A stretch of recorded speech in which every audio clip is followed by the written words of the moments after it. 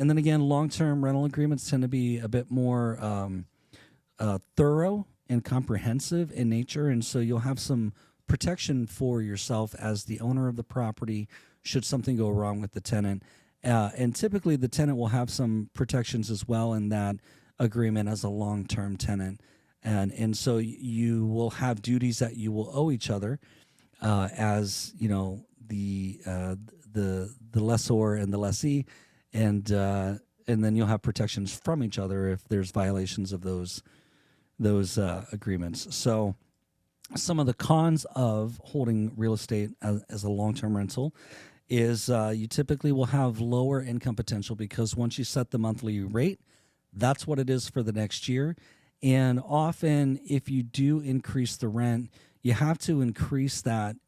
in small percentages because otherwise you're likely to lose really good tenants if you try to just come in and jack up the rent. So typically the income potential is going to be a bit lower there.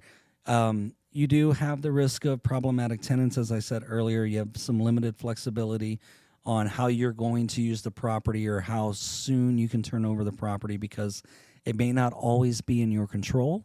as far as when somebody is going to move in or move out, especially on the move out phase, because you'll need to honor that contract or you'll have to break it and pay them. And then there's potentially some legal blowback there, but also you have limited flexibility on whether or not you can sell it and how you can sell it.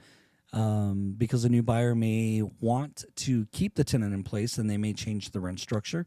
or they may not want a tenant